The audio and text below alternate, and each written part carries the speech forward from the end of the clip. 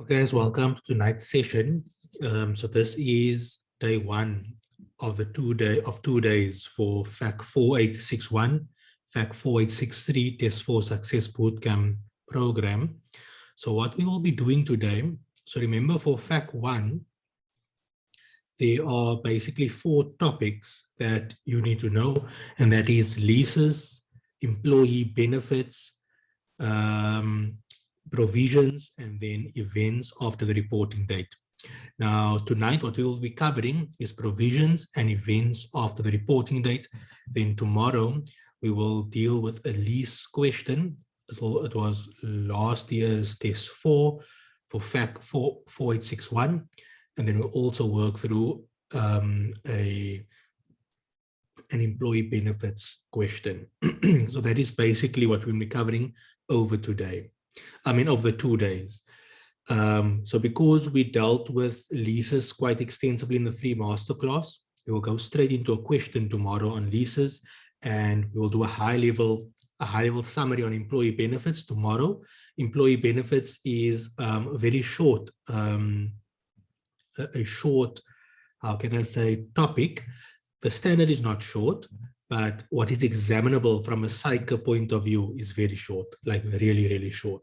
So that's not going to take too much time as well. So that's what we'll do. So what we'll do today is work on a provisions and events after reporting date. Depending on the time, we may do the quick summary on employee benefits. Like I said, employee benefits is very, very minimal from what we need to know relative to the actual standard itself. And then we'll do leases definitely tomorrow. Okay, so let's start with provisions, IAS 37. So what you must try to do for yourself when it comes to accounting. So ultimately, when it comes to accounting, what we are trying to do, remember the objective of accounting is to provide users with financial information that is useful for decision making. That's the ultimate objective of financial reporting, to provide users with with financial information that is useful for decision making. Now, the financial information comes in the form of financial statements. Our financial statements comprises at least of 5 things. It is the income statement, the balance sheet, the equity statement, the statement of cash flows, and the notes to the financial statements. And there's other stuff as well. I think it's about 8 things that makes up a set of financial statements.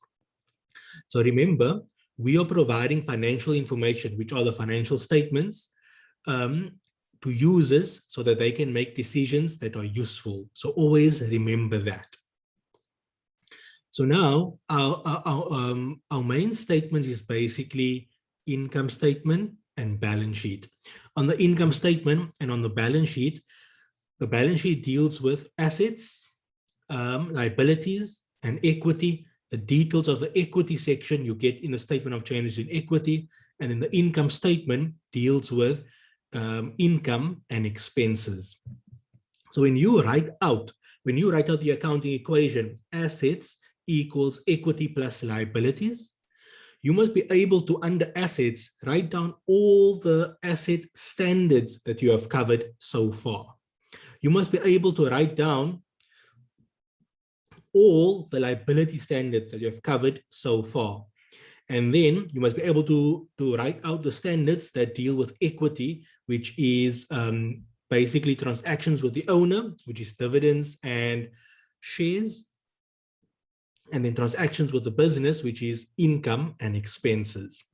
Now, if you look at the asset section, the standards that we have covered is PPE, intangible assets, inventory, PPE,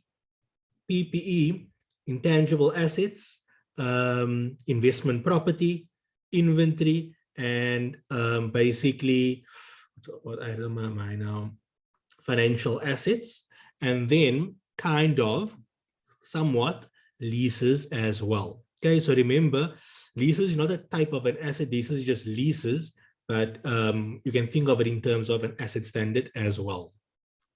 So that is under assets. So you must already know you can be tested on intangible assets, on investment property, on inventory, and so forth. Then what you must know, what goes with some of those standards, what goes with intangible assets, what goes with part of investment property, what goes with PPE is borrowing costs and IAS 36 impairment. Now we come to the other side of the equation, equity and liabilities. We look at the liability side first. On the liability side, what do we look? The only liability we have really covered is financial liabilities, IFRS 9, right? So the only other liability standard that we're going to be covering is IAS 37 that deals with provisions, contingent liabilities, and contingent assets. So that is, you must be able to see that big picture. Under equity, the real thing we really cover under equity is revenue. Okay, there's no other income standard. There's no other specific expense standard.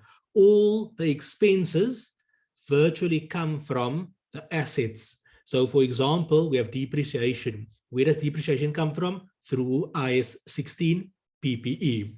You have cost of sales. Where does cost of sales come through? You have when does cost of sales come through? You have inventory and so forth, right? When you have your fair value gains and losses, comes through financial instruments. Interest expense and so forth comes through financial instruments. So typically, the expenses come from the assets. That is why, like some people call an asset is a glorified expense. What do they mean? They mean that an asset is an expense. An asset is an item waiting to be expensed. It's first listed on the balance sheet before it gets expensed. So just be aware of that. Now, the other standards relating to expenses. So for income, we said it was revenue. Then there's two basically specific expense standards, which is employee benefits and IFRS 2, right? Share-based payments. Now remember, share-based payments can also fall under equity as well as under liabilities, because you have either an equity settled share-based payment or you have a cash share-based payment, which is then a liability. So at this point in your studies, you want to be able to write out the accounting equation and then have a look, where does the various standards fit under? Then you have something like related parties. Related parties is pervasive. It impacts everything. You have IAS 1, which is the presentation of financial statements. That is pervasive throughout the course. You have IAS 8, which is changes in accounting policies, changes in estimates. It's the other one, correction of an error. So IAS 8 also affects all standards. And then the one that most people is afraid of, IAS 12, income taxes. That also impacts everything. Like some people call, what is income taxes? They call IAS 12 income taxes the beetroot of accounting. Why do they call it the beetroot of accounting? So just picture you put beetroot in your plate. When you put beetroot in your plate, even if you put on one spot on your plate, eventually your whole plate is purple. So the same thing with deferred tax. Basically, it spreads over every transaction. So that's what they call income taxes, IAS 12, or specifically deferred tax. They call it the beetroot of accounting. So you want to see that big picture at this point. If you can see that big picture, it will give you some form of perspective. So what we're going to focus on now. So remember, in this, we must deal with provisions, events of the reporting date, leases, and employee benefits. So tonight, we're dealing with liabilities, which is the standard called IAS 37, provisions, contingent liabilities, and contingent assets. So I'll take you through the various aspects of IAS 37. There's certain details you're going to have to study on your own, but I'll point it out to you. And then we're going to do a question. The question we're going to cover is a short question, but they test the principles really, really well. So the principles being tested over there is being tested really, really well. If you can get that question, it's multiple. So with provisions, it's going to be multiple scenarios they're going to give you, like 5 marks, 5 marks, 8 marks, and be small scenarios, because each one will test something differently. But it's something, if you know the principle, you are going to be able to score good marks for it. Okay. So now we're going to jump into IAS 37, which basically, to a large extent, deal with liabilities. Now, from IAS 37, you must be able, when you're done with IAS 37, you must be able to distinguish between 3 things plus 1. So the 3 things you must be able to distinguish between is a liability from a provision from a contingent liability. And that is what this question is going to test, whether you can pick up if it's a liability, whether it's a provision, whether it's a contingent liability. And then I said 3 plus 1. The plus 1 is contingent assets. Okay, so let's jump straight into it. So the first thing you want to be able to do is distinguish between a liability and a provision. What you must know, a provision is a liability, but slightly different. So the first thing you need to first identify is what is a liability. Now, a liability was discussed for test 1 when you dealt with IAS 1 presentation of not actually IAS 1, we dealt with the conceptual framework. In the conceptual framework, they give us the definitions of an asset, liability, income, and expenses. So the definition of a liability, so remember, so let's first go through what is the definition of a liability. The definition of a liability is a present obligation due to a past event from which future economic benefits is expected, from which an outflow of future economic benefits is expected. Okay, so it's 3 parts. It's a present obligation due to a past event from which an outflow of future economic benefits is expected. Okay, so that is the definition of a liability. But something can meet the definition of a liability, but it will not be recognized on the balance sheet. Why? Because in order to recognize something on the balance sheet, it must meet the recognition criteria. The recognition criteria is twofold. 1, the amount must be reliably measured. And number 2, the amount, the outflow of future economic benefits must be probable. Okay, it must take place. The outflow must be more likely than not that the outflow will take place. So just keep that in mind. So that is a liability. Now we come to IAS 37. What is a provision? So we said a provision is a liability, but it's some type of a liability. So this is the definition of a provision. A provision is a liability. So meaning it must meet the definition. So a provision is a liability. So that means it must meet the definition.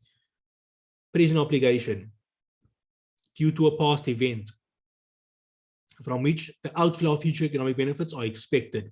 So a provision is a liability, but the timing and or the amount is uncertain. Okay, so you're not 100% certain about when the payment will happen, when the outflow will take place, and or you're not 100% certain of the exact amount. Okay, so that is basically it. So like a typical example would be a bonus provision.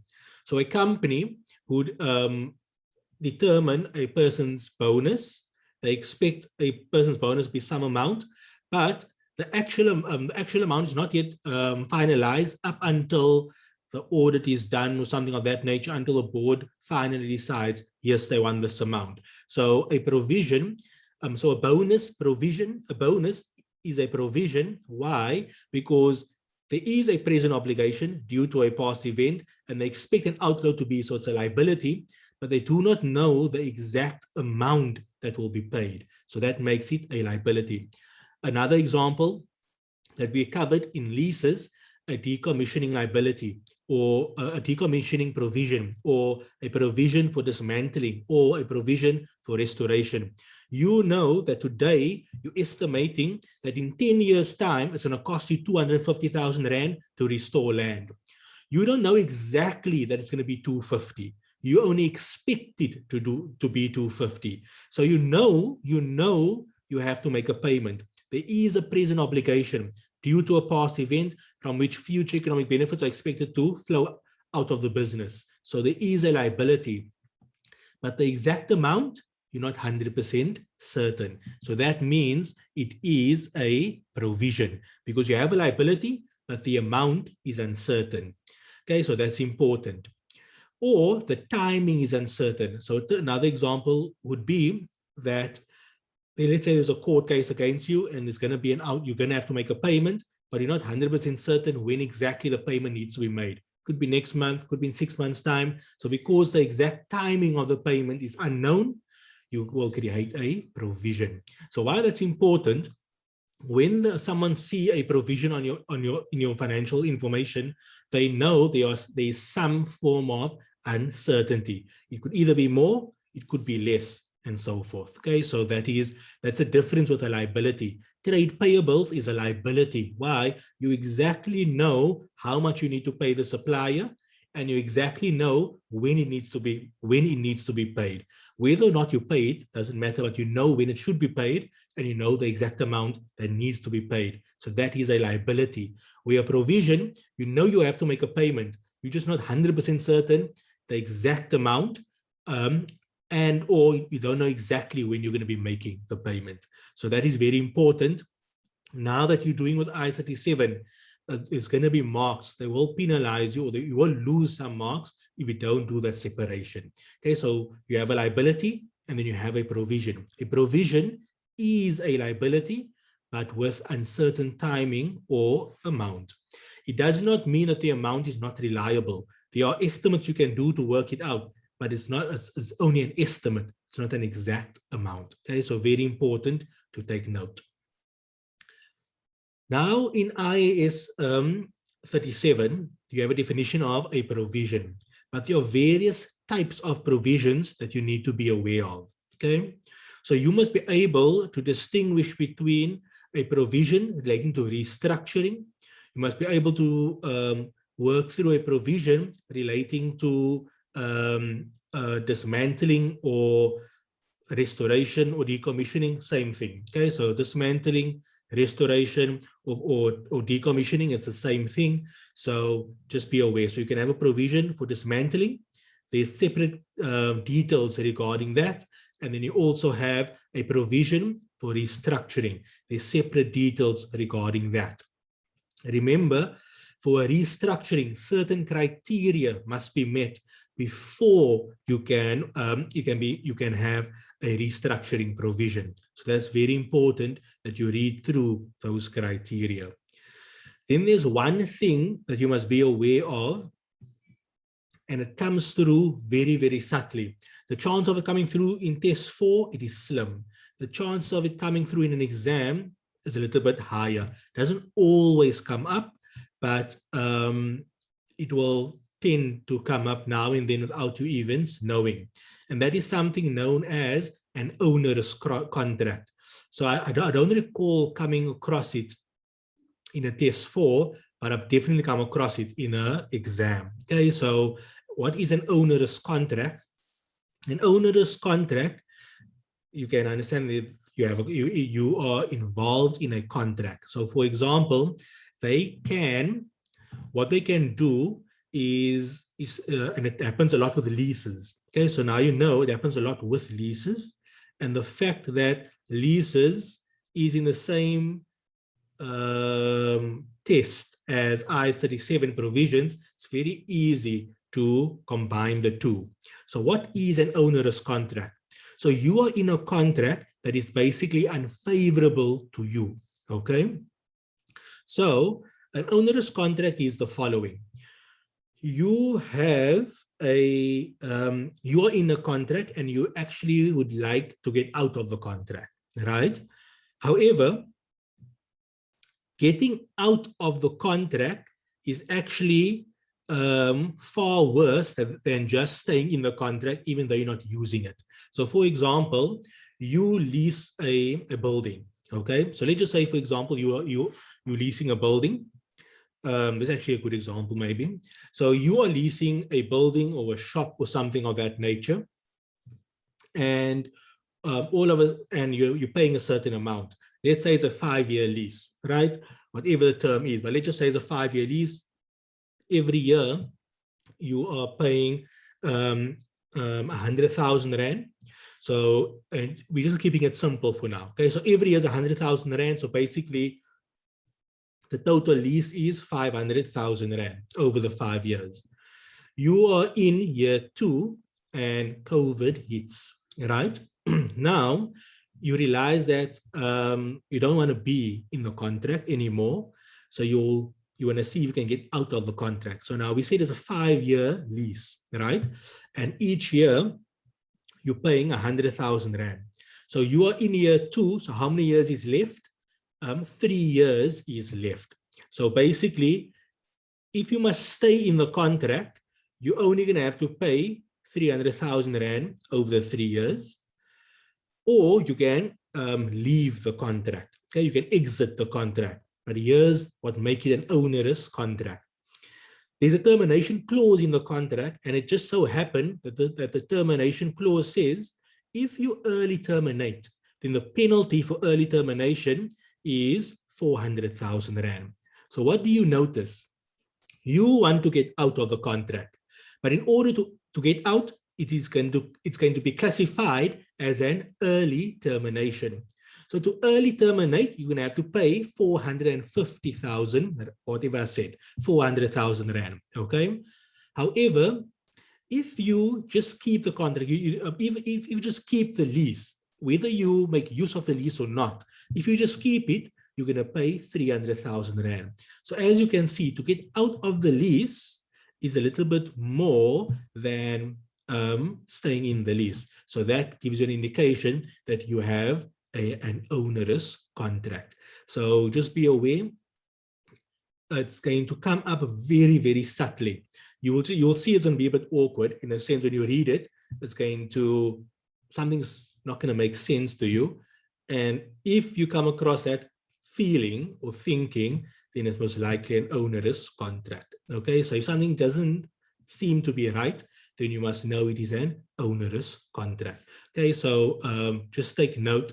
It's most likely not going to come through. I have it in one of my exam preparations, but I didn't put it through in I'm not going to cover the exact treatments in test 4. But just be aware that you must be aware of that. So now, under provisions, it is just a normal provision, but then you have a provision relating to an onerous contract. You have a provision relating to dismantling or restoration or decommissioning, whatever you want to call it. And then you have a provision relating to restructuring. So basically there's 4 types of provisions. A normal provision, like a bonus provision, but then there's a provision as a result of an onerous contract. There are separate accounting treatment regarding that. There's a provision relating to restoration, decommissioning, or what did I say? Dismantling. There's separate accounting treatment for that. And in the 4th one, there's a provision for restructuring. There's separate accounting treatment for that. They all are provisions. Why? Because it is a liability with uncertain timing and or amount. Okay, so just be aware of that. So that is a provision. Now we come to a contingent liability. Now, this is something you must be aware of. This is going to come through very, very often. And you're going to see now when we do the question, how a contingent liability actually is. And you must really, really be careful on it. Okay, so once you get the principle, no matter what they throw at you, you will be able to get 100% for it. But it's very important to understand the crux of the principle. So I'm going to try to explain it, and hopefully it will make sense, and it'll make a lot more sense once we do the question. The first thing to take note is that there are 2 different, there are two definitions for a, contingent liability. The one where the one definition is you have a possible obligation. So remember, you have a liability and you have a provision. What is a provision? A provision is a liability. What was the definition of a liability? A present obligation. Here we have a like basically a possible obligation due to a past event from which future economic benefits are expected to be an outflow. So because it is a possible obligation, not a present obligation, then we won't have. Okay. Another thing that will make it a contingent liability, if you have a liability, but there is, it does not meet the recognition criteria. Either the amount is not reliably measurable, or the amount is not reliably measurable, or what did I say? The future economic benefits is not probable. So it meets the liability definition, but the recognition criteria is not met. The amount is not reliably measured, or the outflow is not probable. So it's very important to be able to pick up both definitions. So the one of the possible definition, the definition goes as follows. It is a possible obligation due to a past, I cannot remember the definition, I just want to get it into my head. It's a possible obligation that is not wholly within the control of the entity. Okay, so it depends on some future uncertain event. So it's a possible obligation as a result of future uncertain future events that is not wholly within the control of the entity. So that would give rise to a contingent liability. So a typical example of that definition is where you are taken to court. So let's say, for example, you are taken to court. Let's just make up something. Okay, so you have a coffee shop and someone burnt, right? A customer burnt. So now they want money, and then now you don't want to pay them out, so they take you to court. So it's up to the court to decide. So as you can see, there is a possible obligation as a result of a future of uncertain future events. What are the future events or something? Going to court, the court case, and so forth. That is not wholly within your control as the entity. Who has control over it? The judge, effectively the court. So that is an example of that definition. So when you have a contingent liability is not recognized on the balance sheet. A contingent liability is disclosed in the notes to the financial statements. So a contingent liability, you do not recognize on the balance sheet. So that means you won't recognize a liability nor an expense, but rather you'll put it into the notes, and there will be a section. If you just pick up any financial statements, literally any set of financial statements, in the notes to financial statements, there will be a heading called contingent liabilities. They'll either tell you there was no contingent liabilities, or they'll tell you there were contingent liabilities. And if there is a contingent liability, you have to disclose it. What do you need to disclose? Basically, you must disclose the nature of the event, what happened, why, and so forth. And you need to disclose if there is a possible amount that could you be liable for, and basically just give some details around it and why it is not a contingent liability. I mean, why it's not a liability, what makes it a contingent liability. So that is basically what you would say. So for example, an example would be you have a court case as a result of, you have a pending court case as a result of a customer burning from coffee. At this point, the lawyers feel that there's no case, but if there is a case, the amount will most likely be 20,000 Rand, for example. So that is what you will disclose when it comes to a contingent liability. So remember, this is very, very important. It's very easy to make something a contingent liability, but it's actually a provision or a liability, or other way around. So, so just take note of that. Okay. I'm trying to think of the example when I did contingent liabilities in second year, I think, or third year. I think in second year, when we covered contingent liabilities, we had the following scenario. So the scenario went as follows. I'm just trying to think back to those years. I can kind of picture the paper. So the scenario went as follows. An airline business have an aircraft, right? And so obviously they have an aeroplane, and every 2 years, the aeroplane needs to be inspected, okay?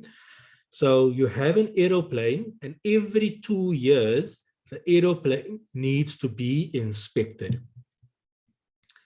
If the aeroplane is not inspected and the inspector comes, you will get a fine, okay? So that is the scenario. Scenario is an airline has an aeroplane. All aeroplanes needs to be inspected every 2 years. You need to have a certificate that the airline, you need to have like a certificate of compliance, whatever it is, that the airline has been, the airline has been inspected. So in our scenario, I'm going to make up the year end. Our year end is 1 January to 31 December. So our financial year end is 31 December. The compliance certificate for this particular aeroplane expired, let's say 31 October. So at 31 October, the airline certificate, the compliance certificate for the aircraft expired. At 31 December, the financial year end, the company did not yet have the airline inspected. Now remember, if the airline is not inspected, you could be fined for not having a compliance certificate. The required was how the company account for the fine in their books. Okay, so that is the question. How would you account for the fine in your books? So remember, the aircraft needs to be have a valid compliance certificate, and every 2 years the certificate expires. Therefore, every 2 years you need to get an inspector in. If you don't have a valid compliance certificate, you will be fined. Let's just say 100,000 Rand. I'm just making up a number. So you will be fined 100,000 Rand if the airline, if the inspector comes around and you did not, and there's no valid certificate. So the question is, because the certificate expired 31 October, at 31 December, the financial year end, the company has not yet had an inspection done. So how would you treat the 100,000 Rand fine in the books of the company? So the question is, what do you do? So remember, we were dealing with I-37. You have it can either be a liability, or it can be a provision, or it can be a contingent liability. Remember, what a liability is a present obligation due to a past event from which future economic benefits are expected to flow from the business, and it meets the recognition criteria. What is the recognition criteria? What's the recognition criteria? What's the recognition? Oh, that the amount is reliably measured, or the amount, the future economic benefits is probable. What is a provision? A provision is a liability, but with uncertain timing and or amount. And then you have a contingent liability. So a provision and a liability is recognized on the balance sheet. So you'd have said credit provision or credit liability, and you'd have debited an expense or an asset. A contingent liability does not hit the financial statements. It's only disclosed in the financial statements. So just to give the use of financial information, the use of financial statements, so that they are aware that there is perhaps a possibility of a liability being raised. So the question would be, how would you account for that fine? So this is where it becomes tricky. So what you must know that firstly, it must be is it liability, yes or no? Is the provision, yes or no? Is it contingent liability, yes or no? So many people, I remembered, I ended up with a contingent liability in that scenario. And then I heard some people talk that they actually had a provision and other people had a liability. So there was a lot of discussion that some people had a liability, some people had a provision, some people had a contingent liability. But actually, the next day we found out it was actually nothing. It was not a contingent liability. It was not a provision, nor was it a liability. And this is the key part over here. The key part was that, yes, the company does not have a valid certificate, right? The company does not have a valid certificate. However, they will only get a fine if they are inspected. At 31 December, they were not inspected. So there's nothing to disclose. There is no liability because there's no past event, there's no provision, there's no past event, so there's no present obligation. For a contingent liability, there's also nothing. Firstly, the one definition of a contingent liability is that it's a liability. It meets the liability definition, but does not meet the recognition criteria. So if it can't be a liability, it can't be the first definition of a contingent liability. Then, with the other one, it also did not meet. So because of the fact that you can only get a fine if the inspector comes along. Because the inspector at 31 December did not come along, there's no need to raise anything. And that is what they're going to play around with to see whether you pick up those subtleties when it comes to a contingent liability. But we're going to do an example. There will be different examples we're going to deal with now in this question, and then you're going to see it come to life. So it's very important that when you think of IAS 37, you think of a provision, and you must know there's basically 4 types of provisions. A normal provision, then a provision relating to an onerous contract, a provision relating to restructuring, a provision relating to a decommissioning liability or restoration dismantling. Okay, so just remember. Then for a contingent liability, if it is not a liability, or if it's not a provision, but there is a possibility of there being a payment being made, so then you have to disclose it into the notes of the financial statements. So just be aware of those stuff, and then don't forget, you always have an option to do nothing, okay? But if you want to do nothing, you need to tell them why it is nothing. So just be aware of that. Now we come to a contingent asset. So what is a contingent asset? A contingent asset will be as follows.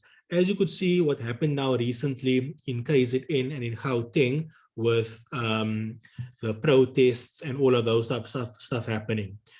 So what happened is that a lot of shops got destroyed, but most of those shops, particularly like Macro, Game, ShopRite, them all, they would have, through its identity, all of them will most likely have insurance, right? So they would then consult with the insurance, and if the insurance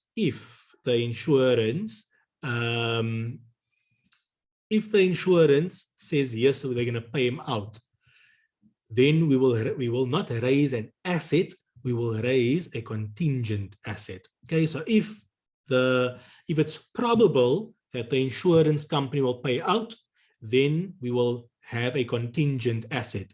So like a contingent liability, you do not raise anything.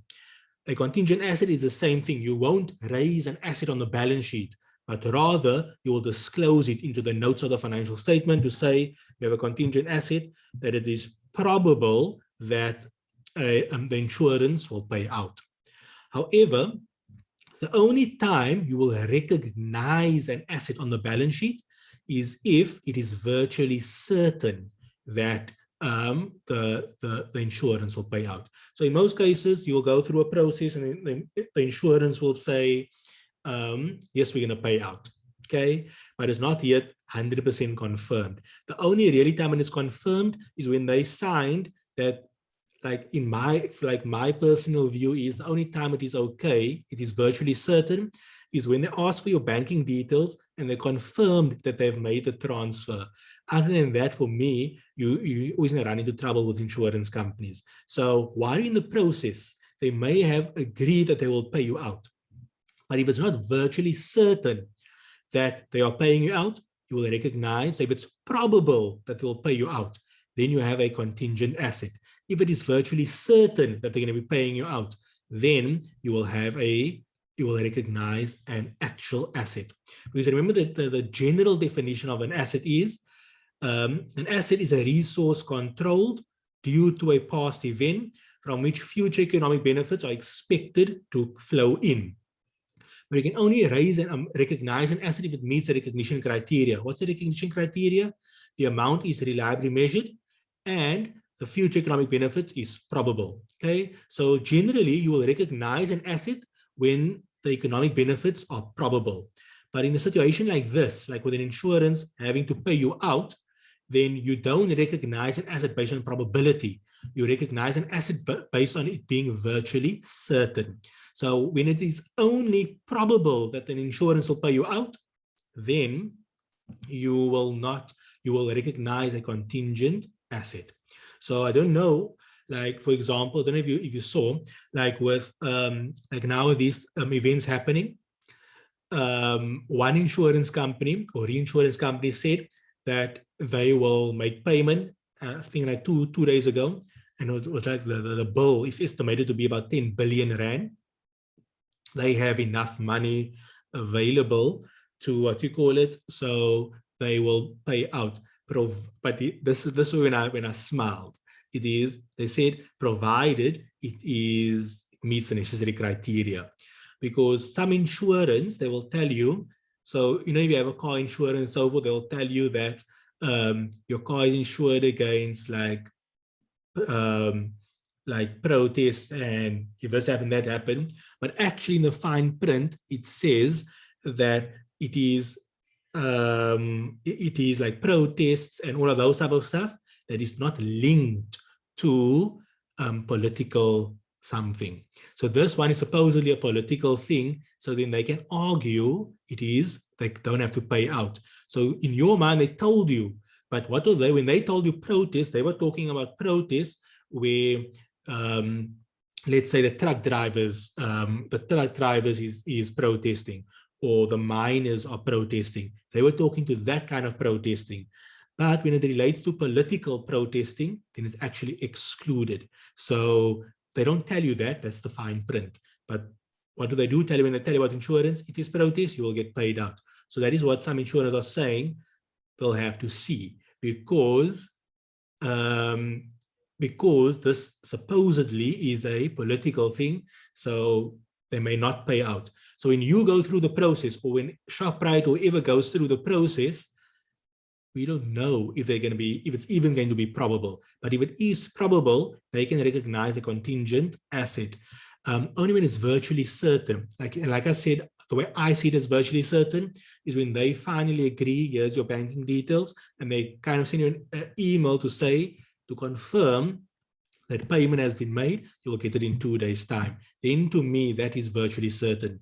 For you guys though, in the exam, they will tell you, they will use the word virtually certain, or they will use the word probable. When it's virtually certain, you recognize an asset. When it is probable, you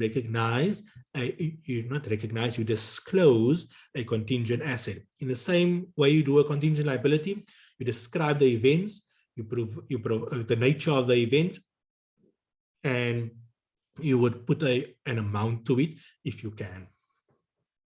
Okay, so that is basically IAS 37.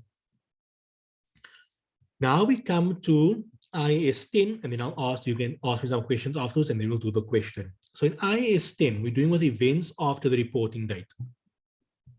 So with events after the reporting date, there's basically two things you need to identify, whether it is an adjusting event or whether it is a non-adjusting event. So before we actually get into that, what is an event after the reporting date?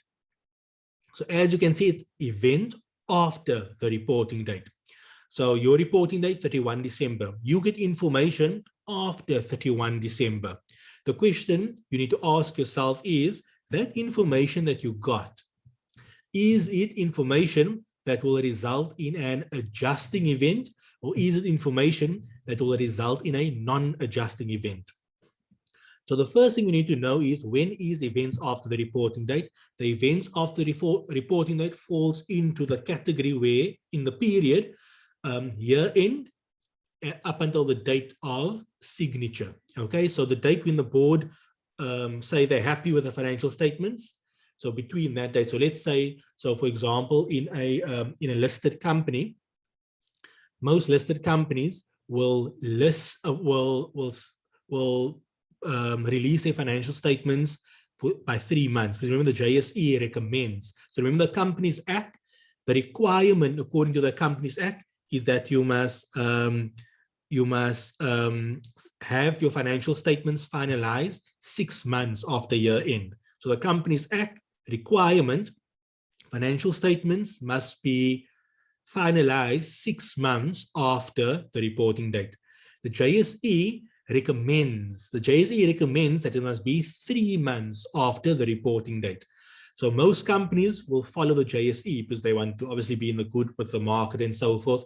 And most companies don't even wait for 3 months. They want to do it within 2 months.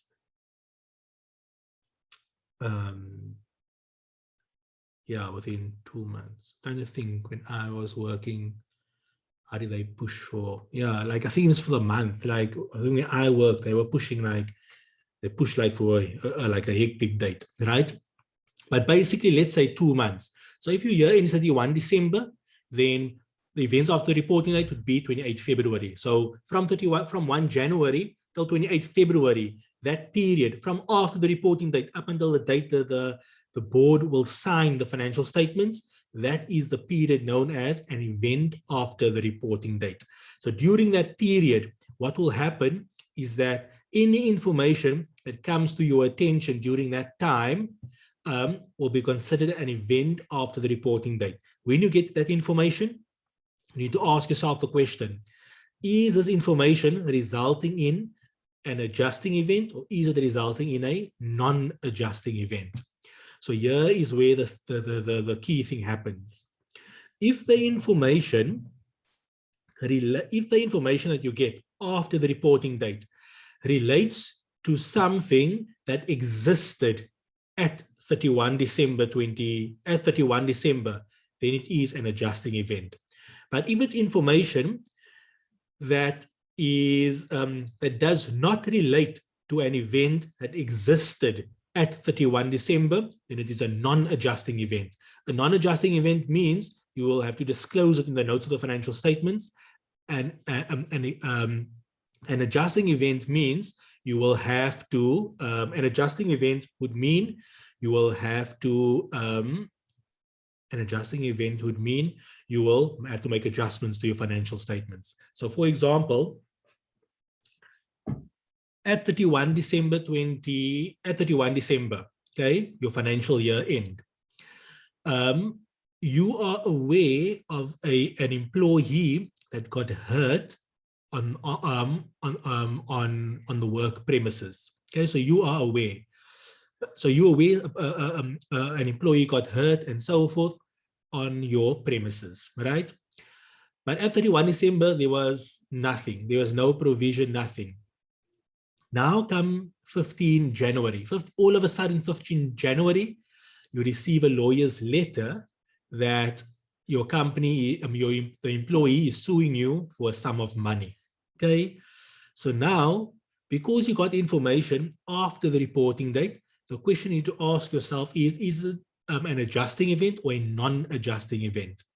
So in this case, because the event relates to something that existed at 31 December. You were aware that the employee got hurt at 31 December, and you're getting and you're now getting information after year end, because the information that you are getting relates to an event that existed at year end. It becomes an adjusting event, and you will recognize a provisional liability if that is the case.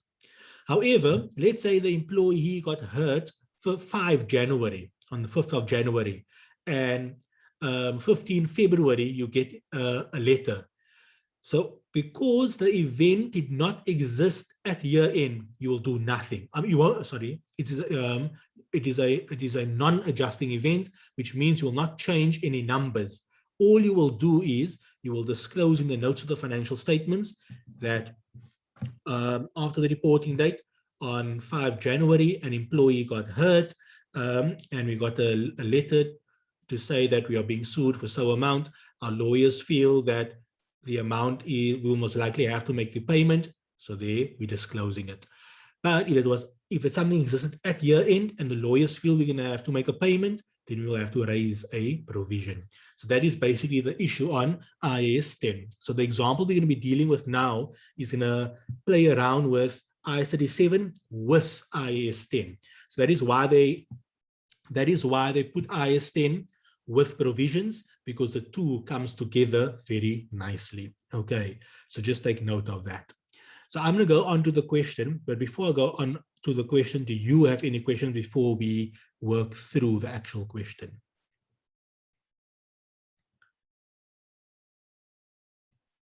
You can just tell me. Yes. I was reading, I saw paragraph 28, explanation on contingent liability. It says here contingent liability is disclosed as required in paragraph 36. Yes, we've dealt with that. And then it says, unless the possibility of an outflow of resources embodying economic benefits is remote. Can you please explain that statement? So remote just means it's minimal. It will not have a significant impact. So for our purposes, nothing's going to be remote. Okay, so remote just means it is not material. For our purposes, everything's going to be material. Okay, so let's say, for example, Old Mutual. Let's just say, for example, Old Mutual. Let's say I work at Old Mutual and I burn myself with coffee, and I now sue them, and the payment is going to be 50,000 Rand or 100,000 Rand. 50,000 Rand or 100,000 Rand to Old Mutual is nothing. Okay, they're working in billions of rands. So 50,000 Rand to me or 100,000 Rand to me is a lot, but to Old Mutual, it's nothing. So to them, that is going to be remote, meaning it's immaterial. So they're not even going to bother disclosing it. Okay, it's a waste of time. So that's what the remote means. In our cases, you're going to see in your scenario, they're going to tell you it is not remote, or they will tell you that all amounts is material. Okay, so that is basically what it means. Any other questions?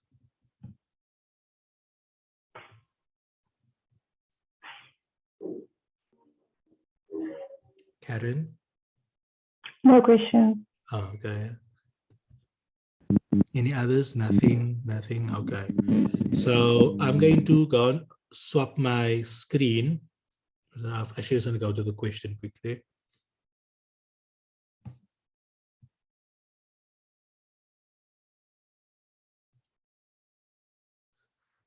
So we're going to do question 5, which is called world events.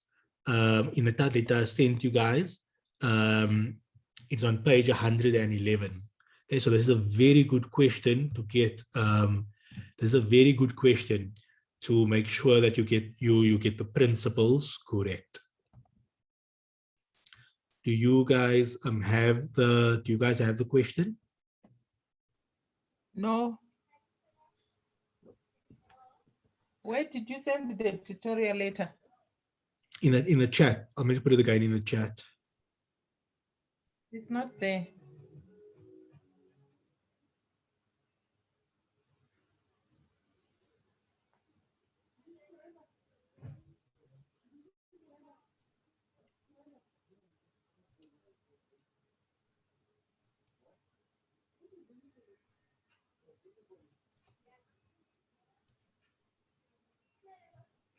I'll put it again in the chat. It's not yet there. Okay, it should be there now. On my side, I said send successfully.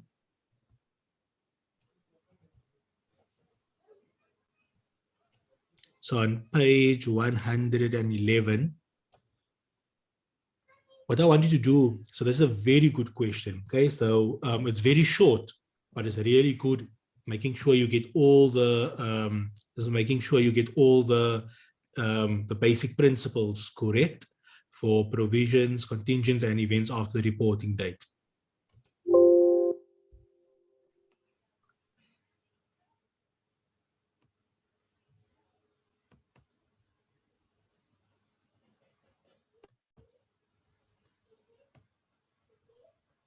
What did you say the name of the company is, right? World events on page 111. So if I can ask you just one page, it is basically just one page. If you can read through it, it's 1 and a bit pages to read through, and then we will work through it together.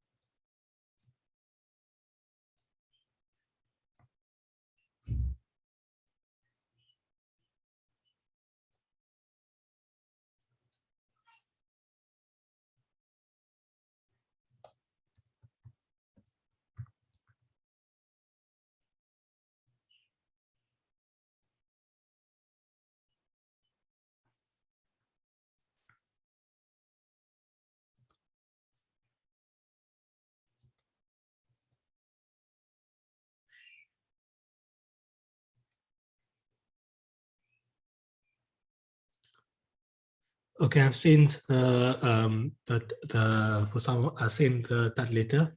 I'm gonna give you 2 more minutes to read, and then we're gonna go through it together.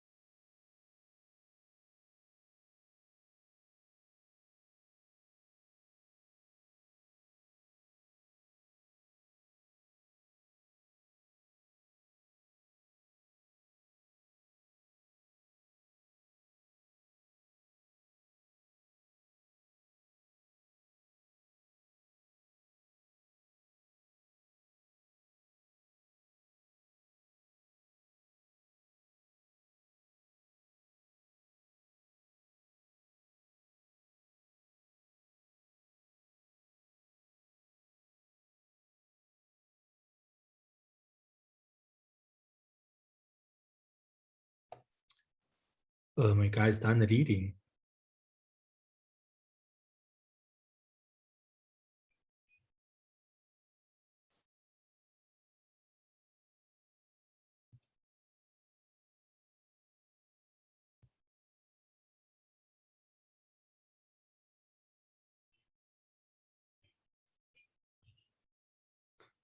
Okay, so I'm going to start reading through it now. So they say, in order to finalize the financial statements of world events for the year ended 31 March 2012, the following transactions must be considered. So in there, we just need to take note that our year end is 31 March 2012. So they say so the soccer tournament, so they say on 1 April 2010, World Events entered into a lease contract for computers. The computers were determined as low-value assets in accordance with paragraph 6 and B5 of IFRS 16 leases. The lease is for a period of 36 months. The contract expires 31 March 2013. And the lease payments amounted to 528,000 Rand per annum payable in arrears. The lease payments are subject to a 7% increase on 1 April every year. The lease stipulates that a fine is payable on the early cancellation of a contract amounting to 650,000 Rand, and the contract determines that the computers cannot be sublet. A fair pre-tax discount rate is 10% per annum. Okay, so just take note of that. So what you can see over here, that we entered into a lease contract, and that is a 3-year lease contract. The first year was 528, and then second year will be 7% on that, and third year will be 7% on that. And then they say if we went to early if you want to have a cancellation of the lease, you have to pay a penalty of 650. And take note, we cannot sublet the lease, the computers. So as a result of several factors, World Events decided on 1 March 2012 to enter into a new lease agreement with a different supplier for computers, with a commencement date of 31 March 2012. Lease payments have been correctly accounted for as at 31 March 2012. So here you can see what happened in the scenario. We entered into with supplier A for computers for a 3-year period, 1 April 2010 to 31 March 2013. Each year we pay 528,000, and there will be a 7% increase every year. At 31 March 2012, we have still one payment remaining. So at 31 March 2012, we still have 1 year left on the lease. And on 31 March 2012, we entered into a new lease with someone else, with supplier B. So that means with supplier A, we have one of two options. Option number one, so remember we can't sublease. If we could sublease, that would be another option. But because we can't sublease, there's no subleasing option. So the only two options we have is canceling, or it is remaining in the lease. So what we'll have to do is to determine, so this here is an example of a typical onerous contract scenario. So what we're going to have a look is whether we have an onerous contract or not. If we do have an onerous contract, then we're going to, so we actually do have an onerous contract because we can't get out of it. We have to, the only way we can get out of it is by making a payment, okay? So that means we have an onerous contract. We want to get out of the contract, but the only way we can get out of the contract is by making a payment. So that means it is an onerous contract, okay? So what we're going to do over here, we're going to have a look. So when you have an onerous contract, you're going to say debit expense and credit provision for onerous contract. Okay, so we say debit expense and credit a provision for an onerous contract. The expense goes through P&L and the provision is SFP, a liability. Now, we'll have to work out what amount.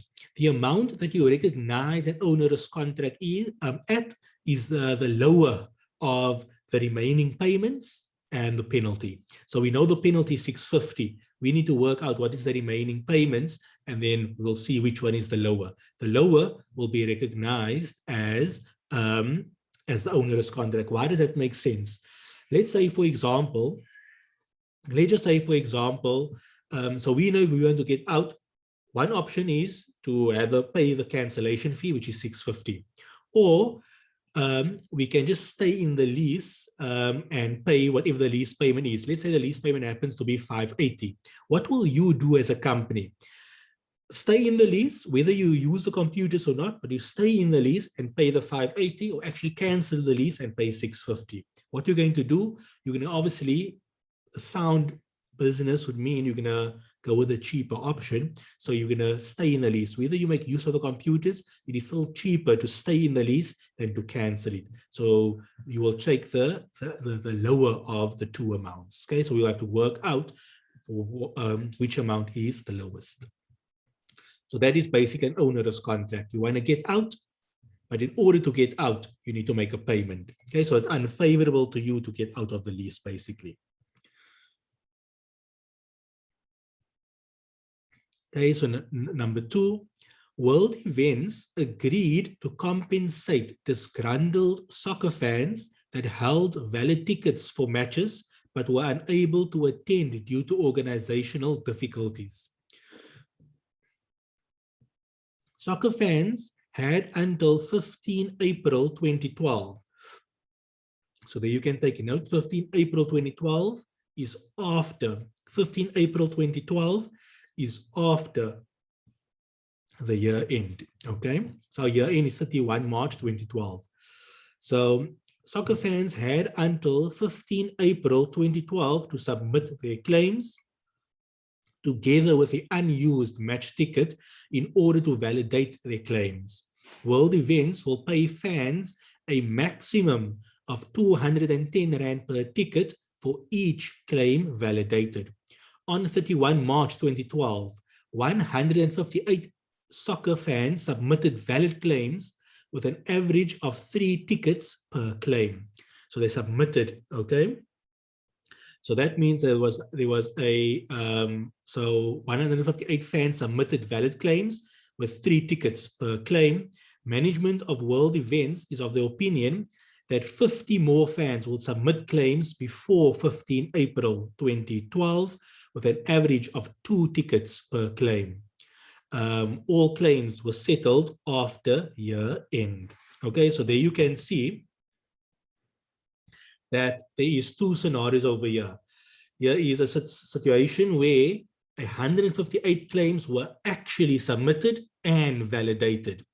And the 158 claims that was actually submitted and validated have 3 tickets each. So therefore, you exactly know how much you need to pay. You must pay 158 times 3 tickets. 158 claims times 3 tickets gives you 158 claims times 3 tickets per claim gives you the number of claims. And you know you're going to pay 210 Rand per ticket.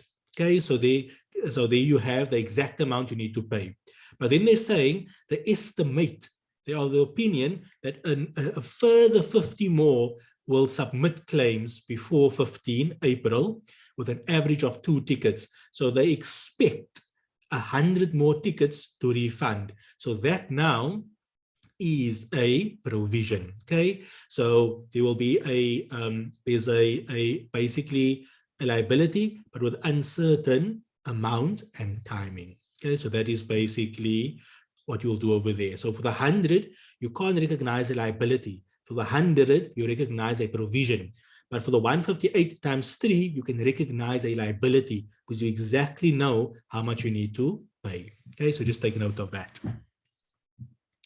Number 3, during the soccer tournament, World Events had to construct viewing areas in 6 host cities at a cost of 2.3 million. Okay, these viewing areas were also used to generate income through hospitality packages. The construction of the viewing areas was completed on 31 May 2011. World Events is obliged to remove the viewing areas and restore the areas to the original condition by 31 May 2012. These areas included cricket stadiums, public parks, and beaches. It was determined on 31 May 2011 that it would cost approximately 3.4 million at future prices to dismantle and remove the viewing areas after 1 year has expired. A fair pre-tax discount rate is 10% per annum. Okay, so there you can see you have a dismantling. So in point number 1, you're going to have a onerous contract. In point number 2, you're going to have a liability and a provision, a normal provision. In point number 3, you're going to have a provision for dismantling. So basically, remember I said when we dealt with provisions, you have a normal provision, like a bonus provision. You will have a provision relating to an onerous contract. You will have a provision relating to dismantling, and you'll have a provision relating to restructuring. So basically, out of the 4 provisions, we have 3. We just don't have a provision relating to restructuring. So this is a typical example of an exam where they will give you different scenarios, and it's all liabilities, and then you might get confused as to why they're asking the same thing, but it's actually a type of liability, a type of a provision. So just take note of that. Okay, so the next is a pending lawsuit. So on 12 April 2012, once again, after the year end, World Events received a notice from the local Hawkers Association of a pending 5 million Rand lawsuit against the company. So just take note now. On 12 April 2012, that's after year end. Our year end is 31 March 2012. So any information that you get after year end, you need to ask yourself, is it an adjusting event or a non-adjusting event?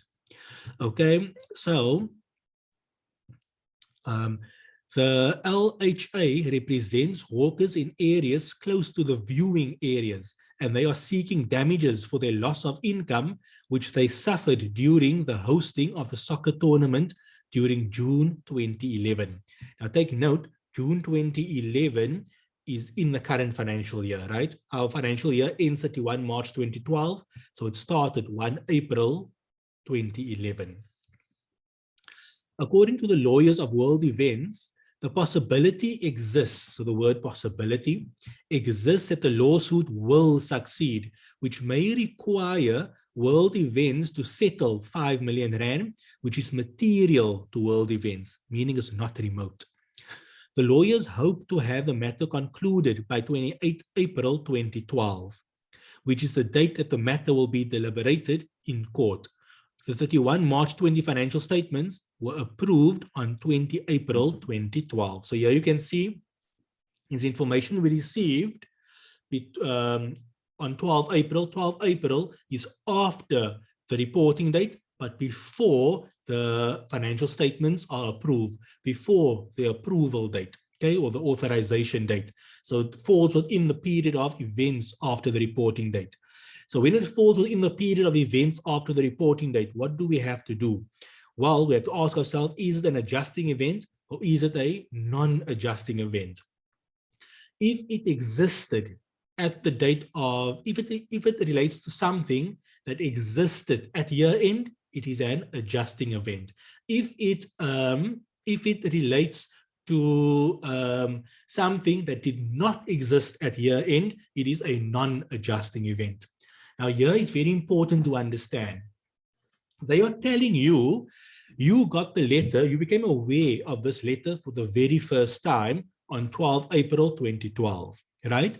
When does it relate to? It relates to the Soccer World Cup, and during the Soccer World Cup, it was in June 2011.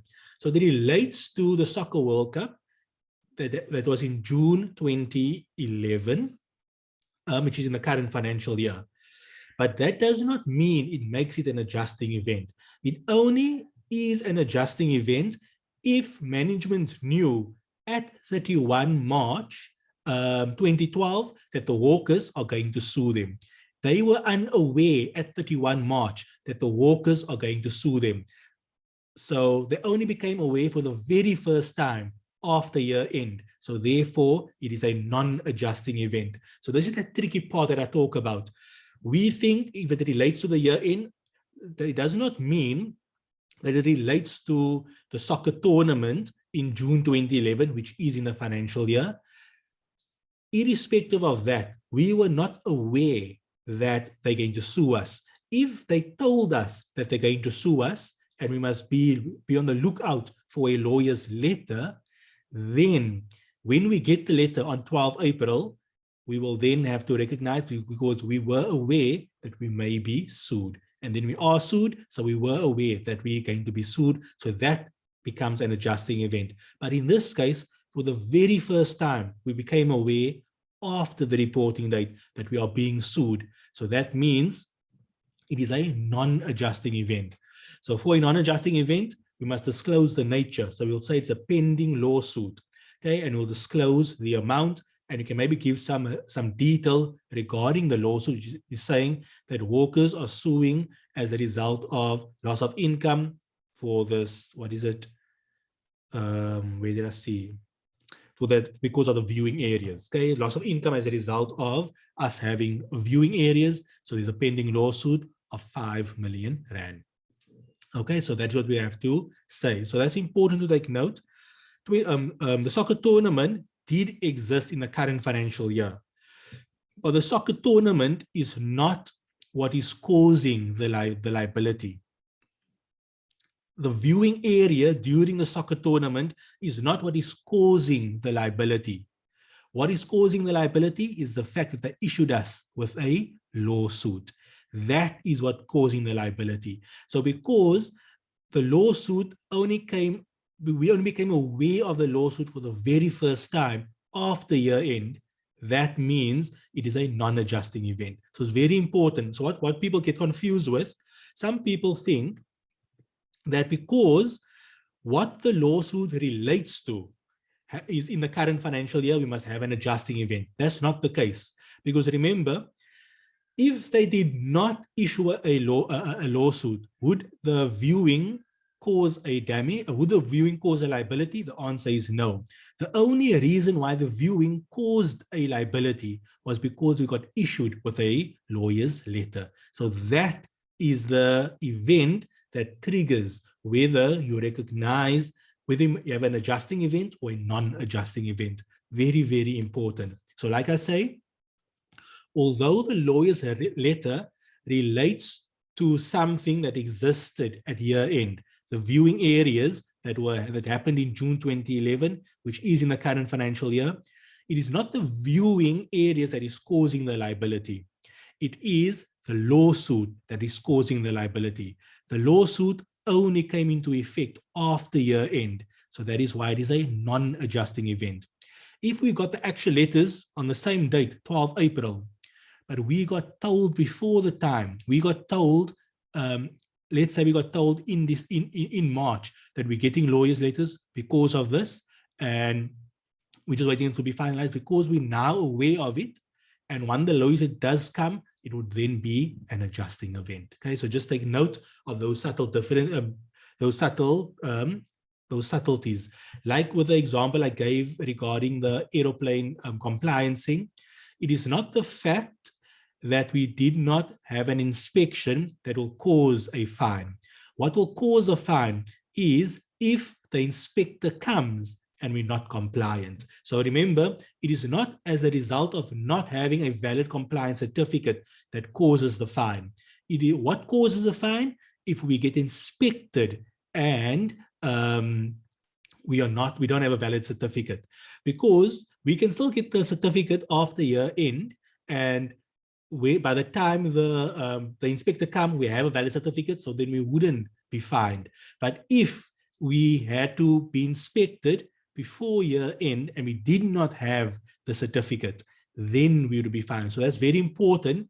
The important aspect, what most of us get confused, is it's not what the lawsuit relates to, but it's rather what causes the liability. What causes the liability is the fine. What causes the liability is the lawsuit. It is not the fact that we did not have a valid certificate. It is not the fact that we had the viewing areas in June. So that's very important to take note. It's those small stuff that can throw someone off. So just be aware, you ask yourself, what is causing the payment? It is the issue of the lawsuit. Okay, so very important. Okay, so the last one is dividends. So I say the board of directors of World Events declared dividends of 600,000 Rand on 5 April 2012. So when do they declare it? On 5 April. Did they declare it before year end? The answer is no.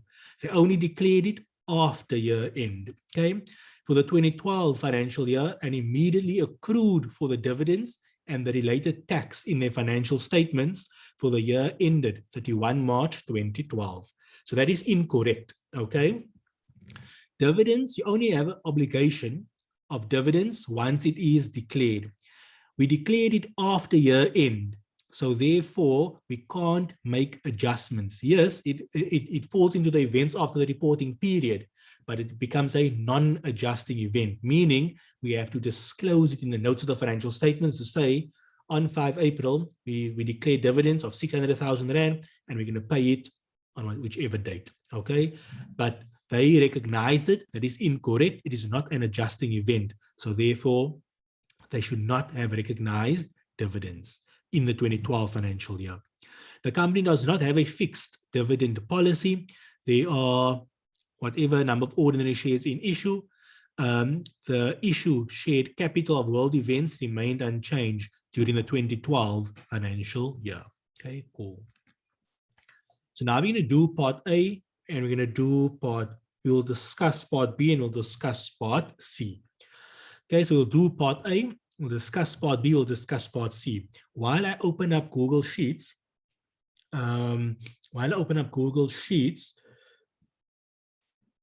do you guys have any questions regarding the scenario?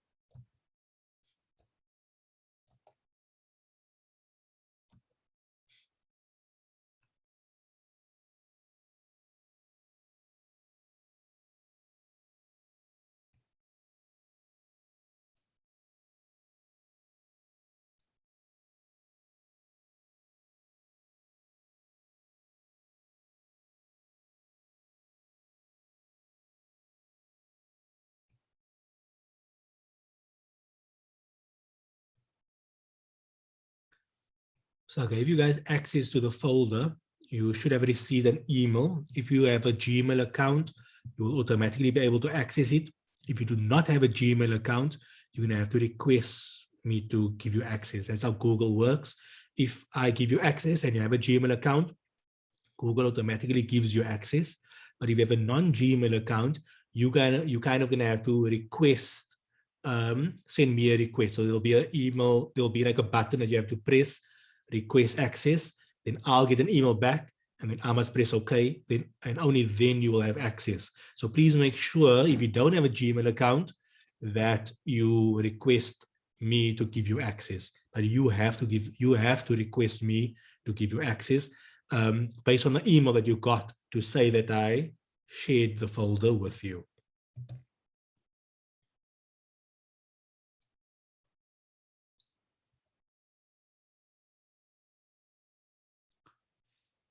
Okay, so let's share the screen with you.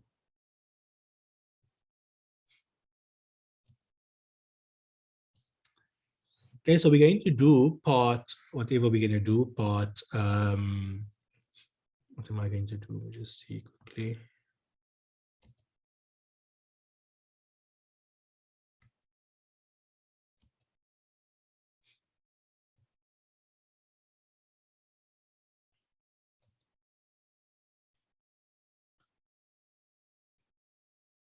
So there's no question at this point in time.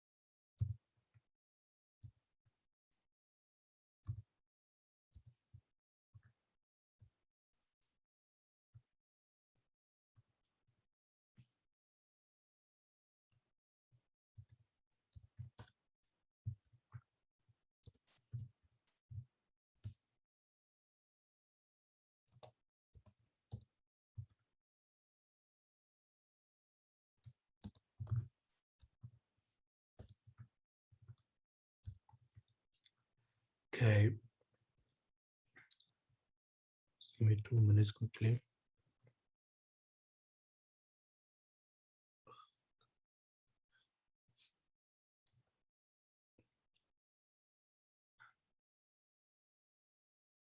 Okay, so part A says, required part A says, prepare the journal entries that World Event will process to record the transaction relating to the soccer tournament. Refer to note number 1, note number 2, and note number 3 for the year ended 31 March 2012.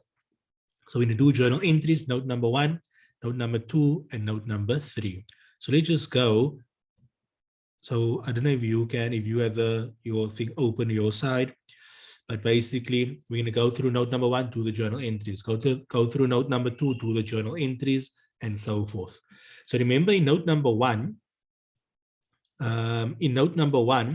what happened is that we had a contract for computers, and we still had 1 year remaining on the contract, and we entered into a new contract with someone else. So basically, we effectively want to cancel our original contract, but we can't because it's a penalty clause. So as a result, that gives rise to an onerous contract. So basically, the journal entry would look as follows. So the journal entry would look as follows. So I think it was part A. I think they called it part A. So the journal entries would be as follows. So 31 March 2012.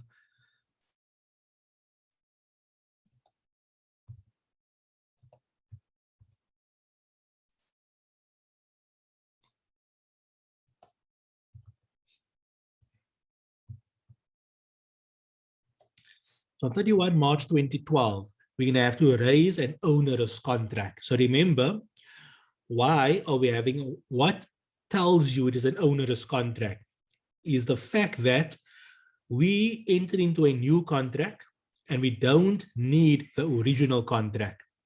Yet, in order to get out of the original contract, we have to make a payment. So that means we have an onerous contract. So the journal entry, when you recognize an onerous contract, would be as follows. You're recognizing an onerous contract. An onerous contract is a provision. So because you're recognizing a provision is increasing. A provision is a liability. So that means liabilities are increasing. Liabilities increase on the credit side. So I'm going to say credit provision for onerous contract. Onerous contract, and it is a provision which is a liability, so it's SFP, and I'm going to debit an expense. You want to call it, you call it anything. So we can just call it lease cancellation expense. Okay, and what's important to say where it goes through. Remember, any equity balance can go through 3 places. So an asset, only on the balance sheet. A liability, only on the balance sheet, and that's why we say SFP.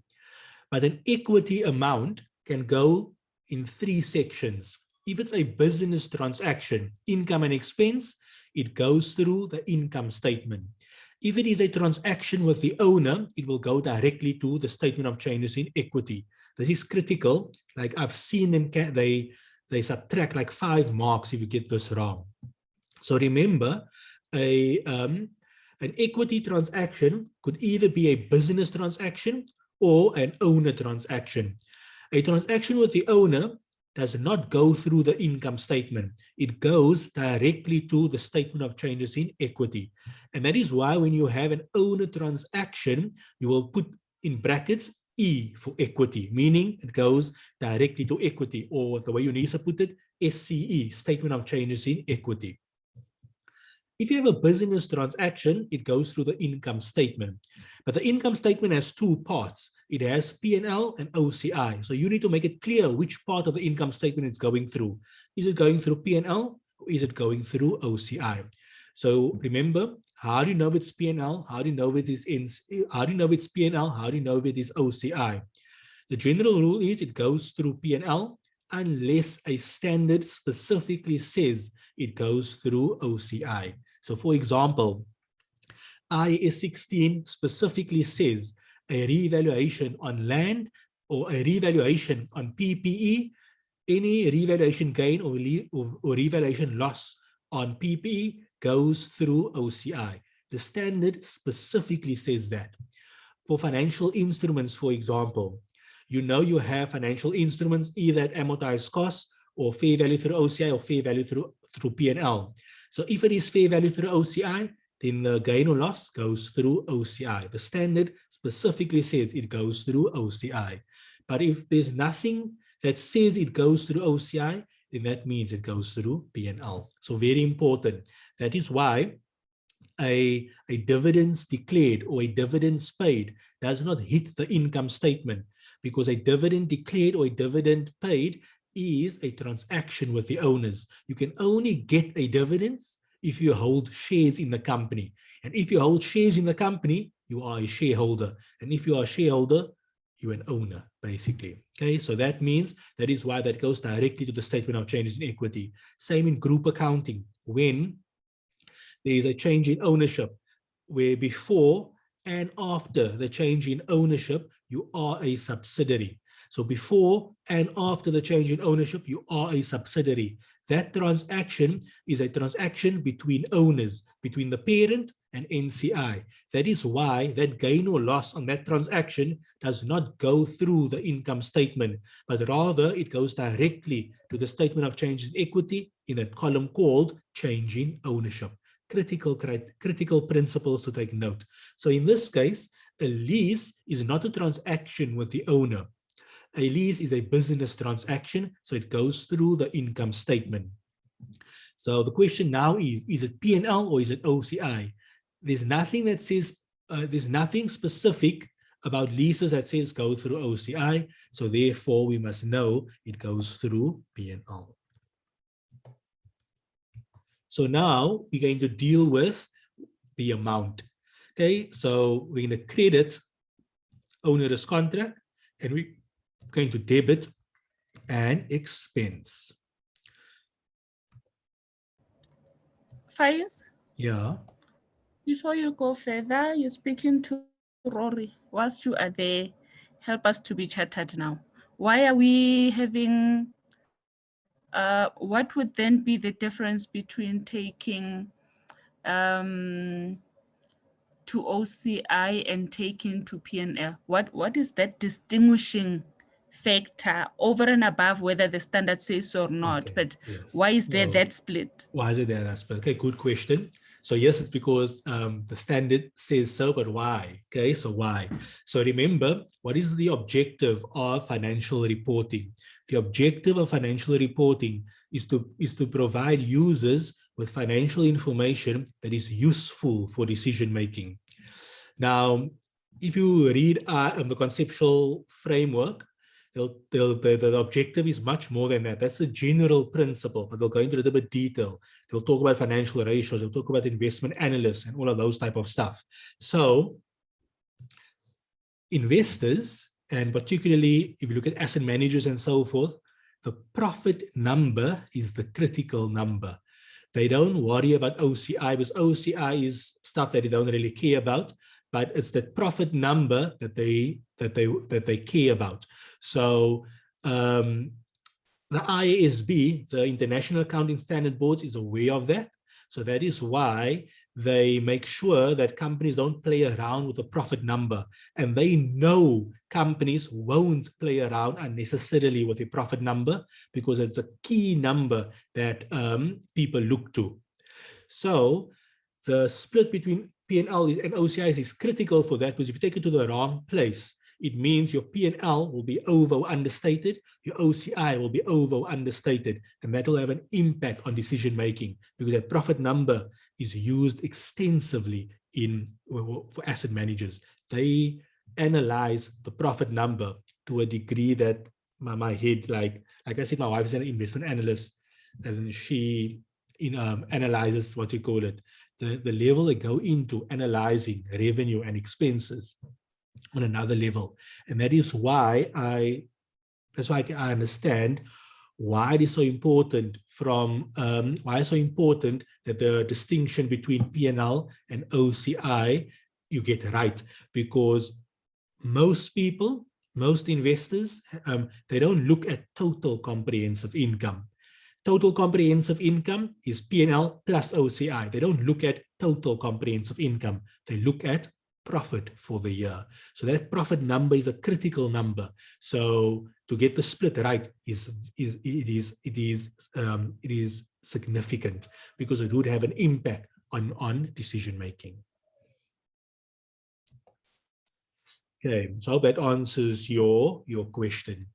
So there we go to, so this thing you can call anything, right? I'm calling the lease cancellation because ideally, effectively you are canceling it. It is not actually cancelled with the, it is not actually cancelled with the supplier, okay, or with the lessor. It's not actually cancelled with the lessor, but in substance, the lease is cancelled. So if I do this,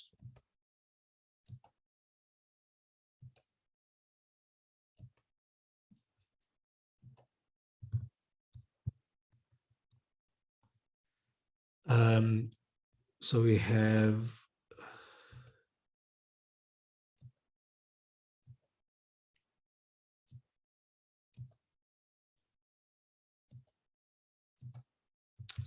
working one. Okay, so I'm gonna have the working one. So remember, we're gonna have to work out what is the liability. So remember, it's going to be the lower of the of the termination penalty or the actual lease payment. Okay, so we're going to have to work that out. So I just want to go get the information quickly. Just give me a moment.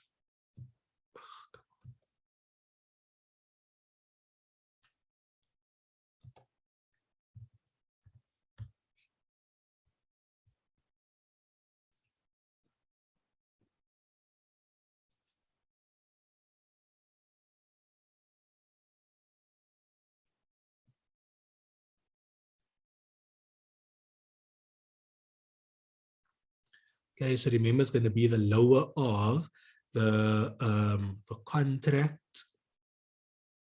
Okay, so it's 528,200. Okay, so remember, what is going to be for an onerous contract? It's going to be the lower of.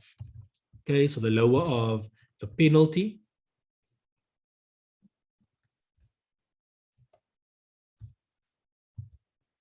So onerous contract is lower of the penalty, which is 650, 123, or the contract obligation. Okay, contract obligation. So whichever one is the lower. So the contract obligation just means whatever you need to pay them. So remember, in year one, it was 528, but every year it increases. So basically, the contract was taken out on 1 April 2010. So the payment on 31 March, you don't have to go do this long way, but just so you see the full picture, the payment on 31 March 2011 is 528,200. Then the payment on 31 March 2012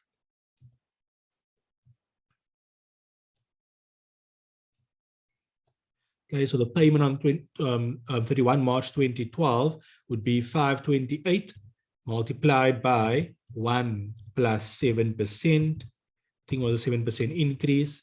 And then the payments over here would be the payment in 2012 multiplied by 1 plus 7%. So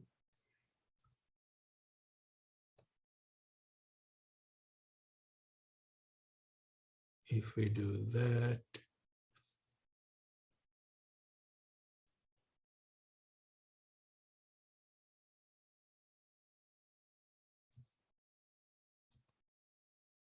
Hi, Faiz. So yes. why is that 1 plus 7% and not 1.07? Same So thing. It doesn't matter. So if I do it like because I that, didn't. if I say 528 multiplied by 1.07, get me the same answer. Just the different way of writing it out. Oh, okay. So no, Okay, sorry, with that. I worked it out and I missed out the 200. Sorry. Thanks. Okay, so you happy with that? Yes. Okay.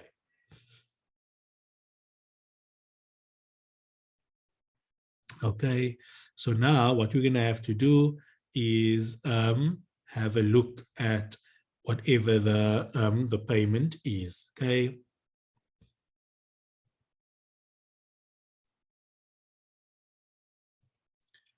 So as you can see,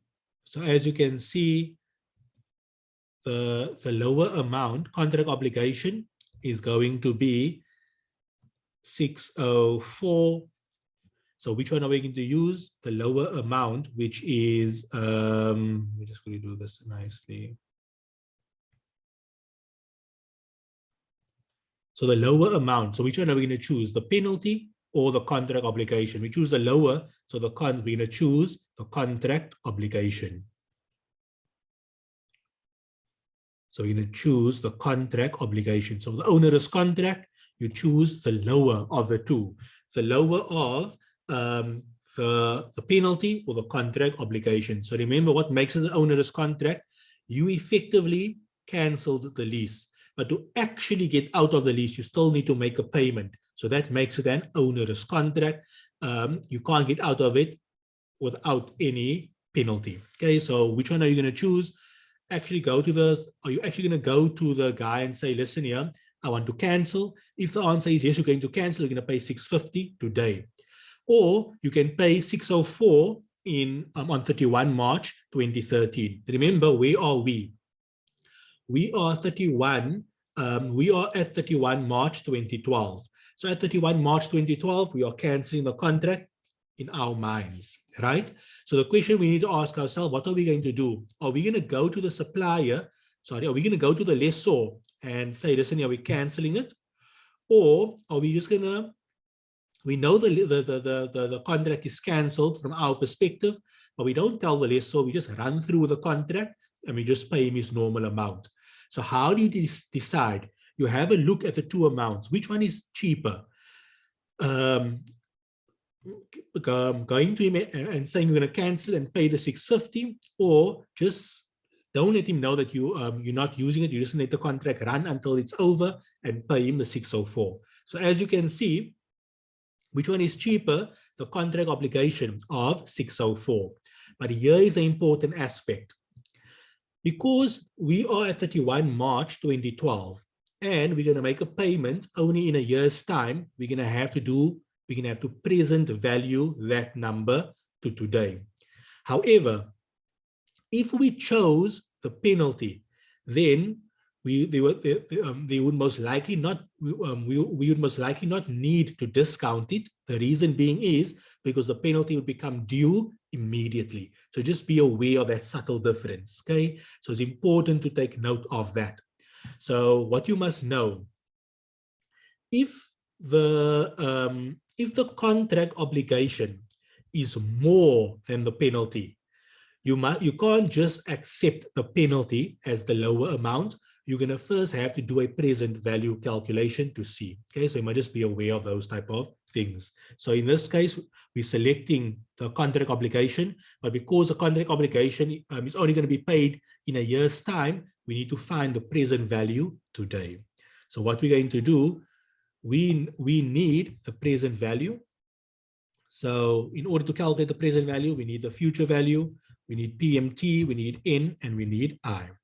So we have the future value. In 1 year's time, we're going to pay 604.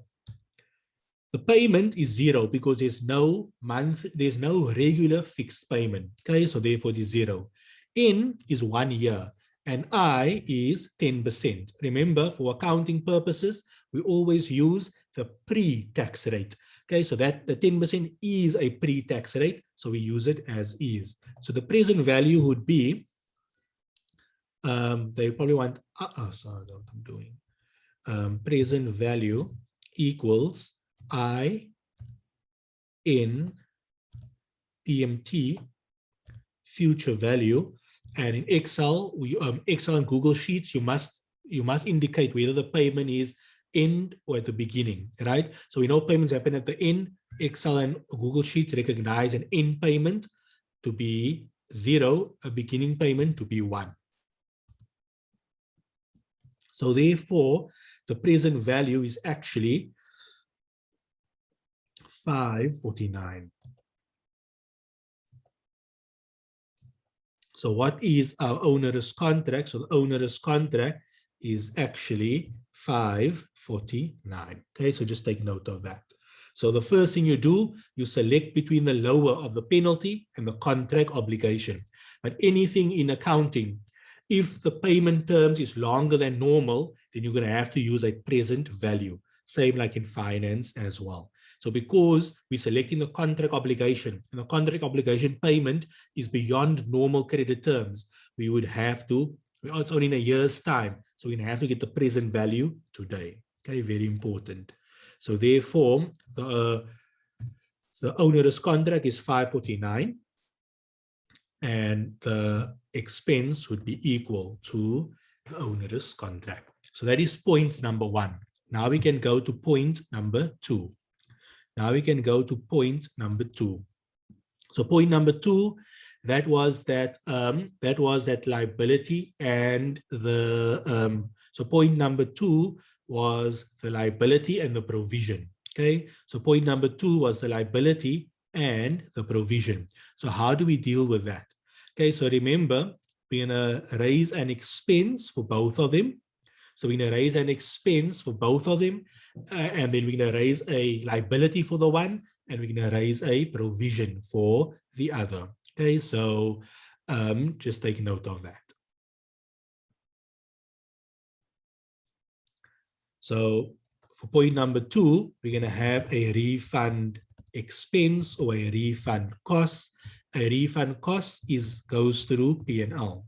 Okay, it's like a sales return basically. So a refund cost is reducing revenue, so it's going through P&L.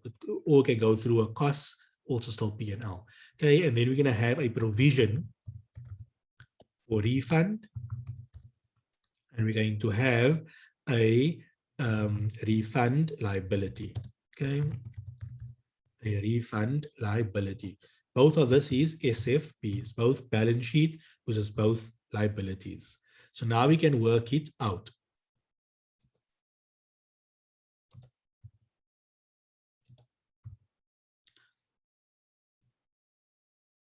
So for working 2, for the refund liability, basically we can, if I just have it like this, refund liability, and then the provision, and I have details.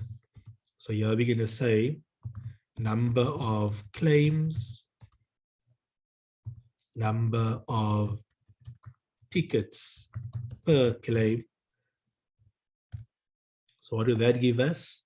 That would give us number of tickets. Okay, so that would give us the number of tickets. So this would be number of tickets, and then we're going to say price per ticket. This will give us the amount. Okay, so this will give us a total amount.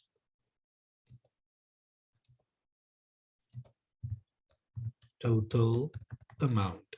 So for the liability, it was 158 claims.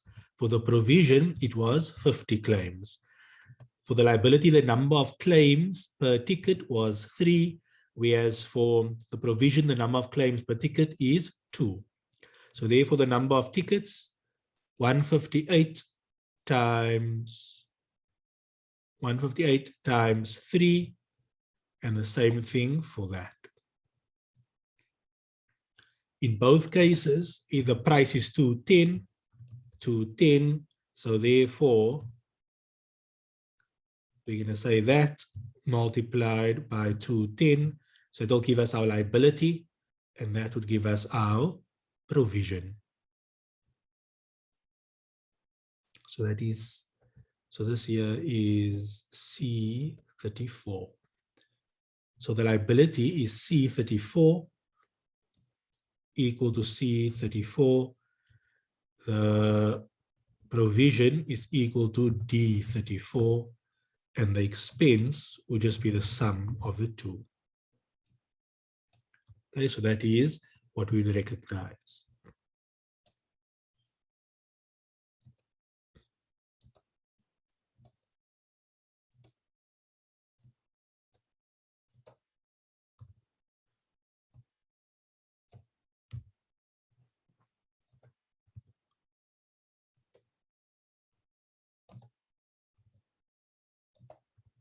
Okay, so that is what we would recognize.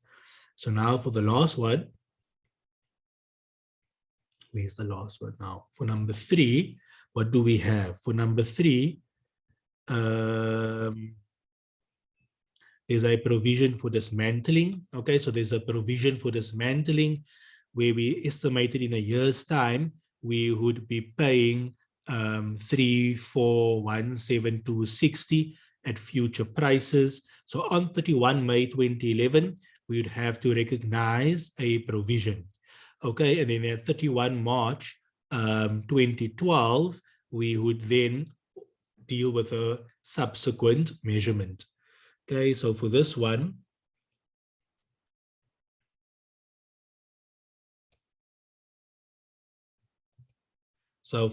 initial recognition, for point number 3, initial recognition happens on 31 May 2011. Okay, initial recognition happens on 31 May 2011. So what we're going to say, so initial recognition, you're going to raise a liability. So it's going to be provision for dismantle, and then you must recognize it against whichever asset. Okay, so it's probably against, so those stands would be, those viewing stands would be PPE assets. Okay, so those viewing stands would be PPE assets because it's used in the production of income.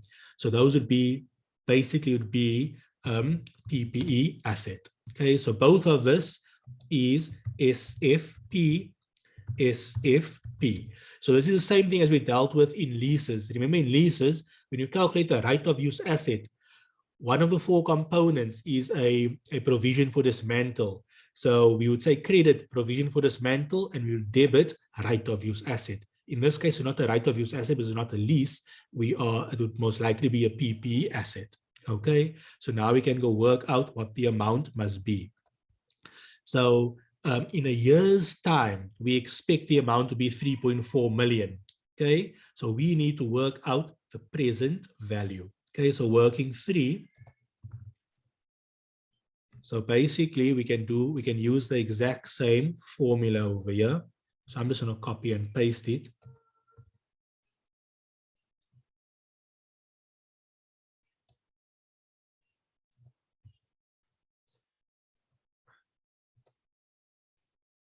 Okay, so in a year's time, we're going to be paying 3,417,260. In a year's time, we're going to be paying 3,417,260. Okay, the regular PMT is 0 because the fixed regular payment, there's no fixed regular payment, so 0. We're going to make this payment in a year's time, and the pre-tax discount rate is 10%. So therefore, the provision for dismantle is 3,106,600. So if I go, so this here is C46. So if I go over here, the provision for dismantle is equal to, what was it now? C46. Okay, but it obviously needs to be positive, so just make this negative. Actually, yeah, this would be equal to C46, and then that the asset must equal to the provision. Okay, so that we go, and then we have a working 3. So so remember, include now you must link this to leases. Included in leases would be the 3,106 if this was a lease question. So remember, in that lease question we did, we said component number 4 was a provision for dismantle. That's how you work out the provision for dismantle, and you include it in the right of use asset. Okay, so just take note of that. If you watch the video, I think I included the provision for dismantle in the journal and showed it as 0, just for completeness sake. But now you know how to calculate the provision for dismantle in the event you have one. Okay, and then remember, similarly, when I discussed a right of use asset, we say that subsequent measurement for the right of use asset, it will be depreciation and accumulated depreciation. Now, if you have a provision for dismantle, you will also have this as subsequent measurement. So on 31 March 2012, at the end of the year, you're going to have to recognize the interest expense. Okay, so at 31 March 2012, you're going to have to recognize the interest expense. So we're going to say interest expense, and we're going to credit the provision for dismantle. Okay, so what's going to happen over the 12 months? This provision for dismantle is going to increase by the interest up until it reaches that 3.4 million. And this here is going to be P&L. Remember, how do we calculate interest? How do we calculate interest? Interest is the present value of the liability multiplied by the interest rate. So it's the present value of the liability at the beginning of the period under review. What period are we looking at? Is the 31 March 2012. So what was the opening balance of 31 March 2012? Your opening balance for 31 March 2012 is your financial year end, beginning year end, which is 1 April 2012. But we didn't have this. 1 April 2011. We didn't have this at 1 April 2011. We only got it on 31 May 2011. So our present value is 31 May 2011. Okay, so just take note of that. So we have working for. So we're going to say interest. So just so you know, interest equals present value times I. Okay, so therefore, we want to work out interest. So we're going to need present value. We're going to need I, and that will give us interest.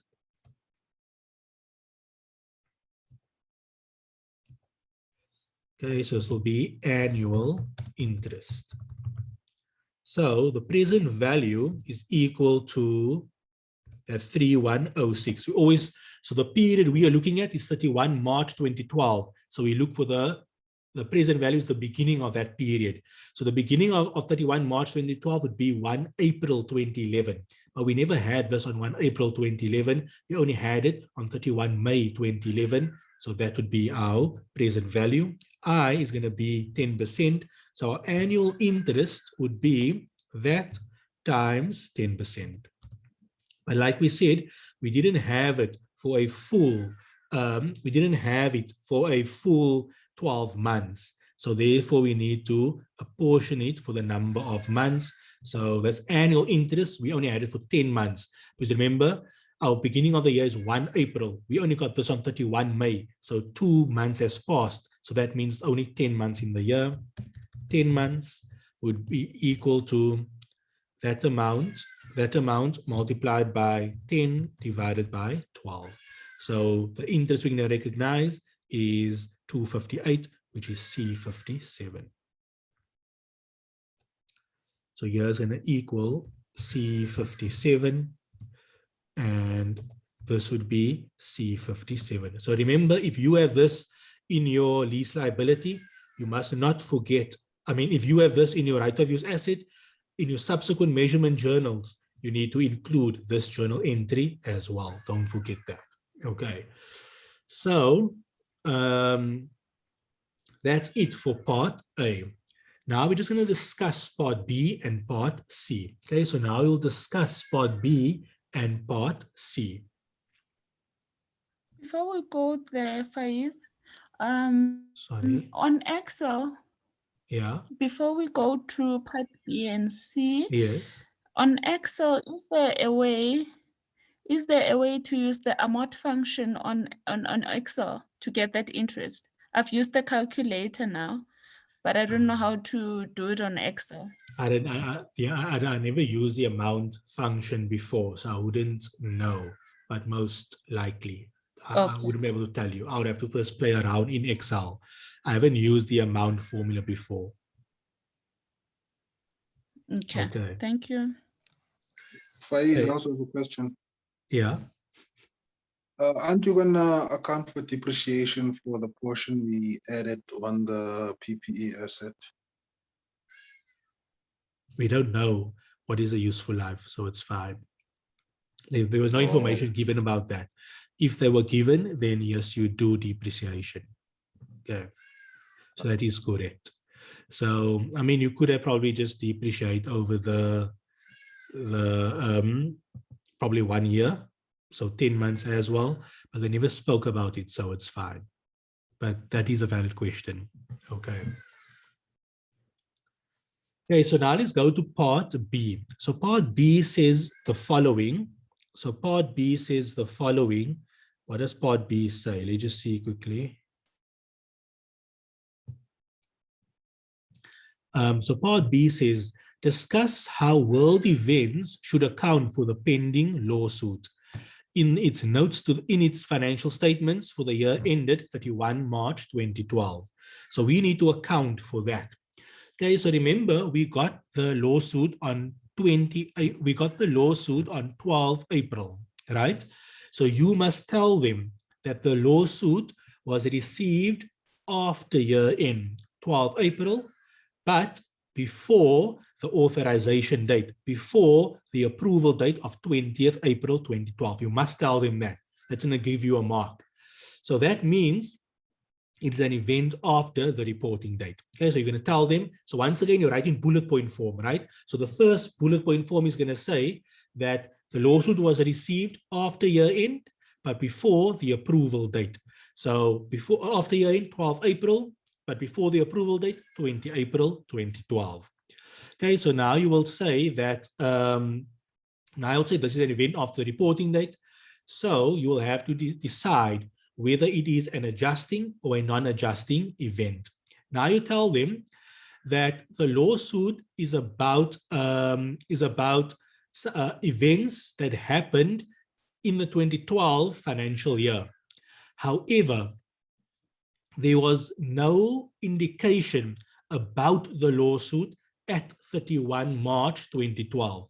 So it's important to tell them you understand that the lawsuit that you received is about events that happened in the 2012 financial year, which relates to June 2011, which is in the 2012 financial year. But you must tell them you were unaware of management, or you were not aware of the lawsuit at 31 March 2012. You need to tell them that, okay? Because that is now going to give you your next point. Because you were not aware of the lawsuit at 31 March 2012, it means this is a non-adjusting event. So there's going to be a mark to say whether it's an adjusting or non-adjusting. So now you're telling them it's a non-adjusting event. Now you must tell them because it is a non-adjusting event and the amount is material, we will disclose the information in the financial statements. Now you're going to tell them what you're going to disclose. So in the notes of the financial statements, you will tell them that it is a pending lawsuit and the amount is 5 million Rand. And that is basically your marks. So the number one, you're telling them that you received the information after year end, but before the approval date. Number two, you will tell them what the lawsuit relates to. So you want to tell them whether it relates to events, whether it relates to something that existed at year end or not. So you will tell them the lawsuit does not relate. Also, you will tell them although the lawsuit relates to events happening during the 2012 financial year, you were not aware of the lawsuit at year end. So you must tell them that. Okay, that's number two. Number three, now you conclude on the fact that you are telling them that it's something that did not exist at year end. So that is why number three, it is a non-adjusting event. So that's number three. Number four, you must tell them because it is a non-adjusting event, you will only disclose the information in the notes to the financial statements because it is material, because it is not remote. Then number five, you will tell them what you're going to disclose. So what you're going to disclose, that it's a pending lawsuit and that the amount is a material amount of a possible 5 million Rand. Okay, so that is basically how you disclose this is a contingent liability. Okay, so this here is effectively somewhat like a contingent liability. It's an event after the reporting date, but it's somewhat like a contingent liability. Okay, so that is point B. Now in point number C, what is point number C? Okay, so point number C, they say discuss whether world events correctly accounted for the dividends declared in its 31 March 2012 financial statements.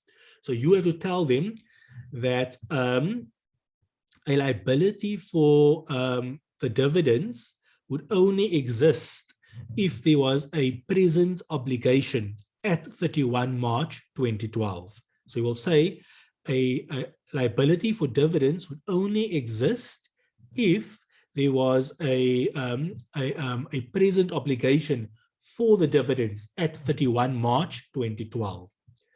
That's point number one. Point number two, you will tell them that the dividends were only declared on 5 April 2012, which is after year end. So that is point number two. So now you say, now point number three is, therefore, dividends should not be recorded in the financial statements of 2012, but rather disclosed in the notes of the financial statements. And we'll tell them why, because the dividends was declared after year end, but before approval date.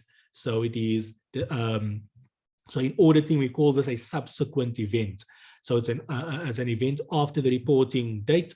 So we will disclose it because it's before the approval date, but we cannot recognize it in the financial statements because it was only declared after year end. So that will give you basically your 4 marks. Okay, so effectively, so for part B, you get 6 marks because it's the 5 marks plus a logical flow. You just put points. Okay, in this one, you also put point. Point number 1, you can only recognize dividends if there's a present obligation at year end. Point number 1. Point number 2, dividends was only declared after year end on 5 April.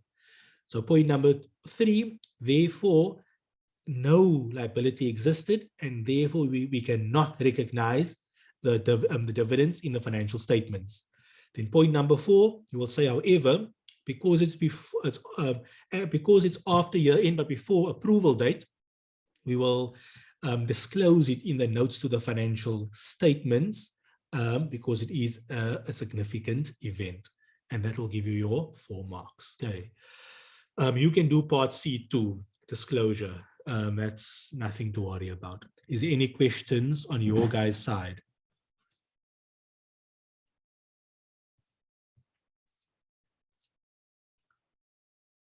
Any questions? If there's no questions, you guys are good to go. But if there is questions, you can ask me.